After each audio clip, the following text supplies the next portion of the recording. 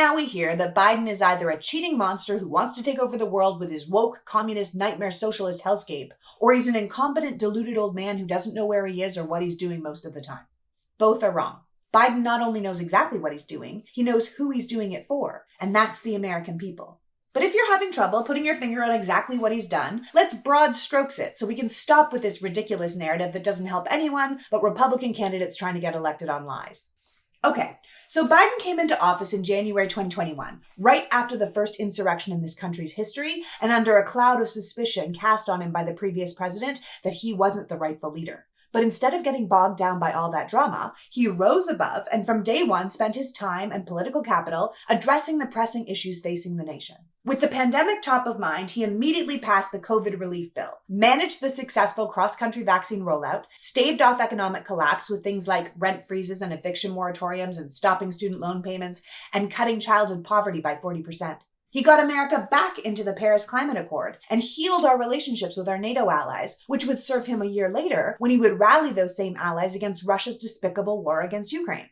Despite being told it was impossible, Biden was able to pass a bipartisan infrastructure bill. So after decades of hearing about our crumbling infrastructure, the Biden administration actually passed a $1.2 trillion infrastructure package that authorized the federal government to spend money on roads and bridges and highways and airports and train stations, as well as bringing universal broadband to every American citizen and removing all the lead pipes that were slowly poisoning us. He signed the PACT Act, which will provide health care and benefits to veterans exposed to burn pits in Afghanistan and Iraq. He signed the CHIPS Act, designed to strengthen American-made manufacturing, advanced computing, quantum information technologies, and biotech. So we'll have more homegrown jobs in high-tech right here, and we can stop shipping jobs overseas to strengthen the economies of countries that pose a national security threat.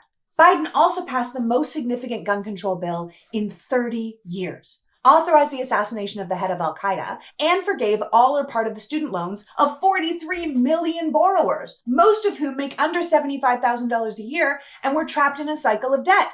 Finally, he passed the Inflation Reduction Act, the single biggest investment in the climate in the country's history, but also a bill that will allow Medicare to negotiate drug prices, bringing costs down, capping out-of-pocket expenses for seniors, and establishing a $35 cap on insulin. The bill also imposes an internationally negotiated minimum tax rate on billion-dollar companies, so they can no longer avoid paying taxes. It increases the funding for the IRS, so the very richest Americans can't continue to cheat the rest of us out of trillions of dollars in unpaid taxes. The country is in a job boom, has historically low unemployment, and Biden just issued an executive order to safeguard access to reproductive health care that is being attacked right across the country. He's created more manufacturing jobs than any president in decades, fulfilled his promise of putting a stellar black woman on the Supreme Court, and just announced a plan to end hunger in America by 2030. Sure, gas prices went up, but they've also went down for 14 weeks straight.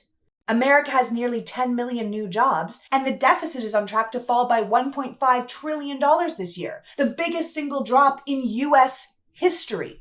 To contrast that with the last administration, the deficit went up every single year Trump was in office.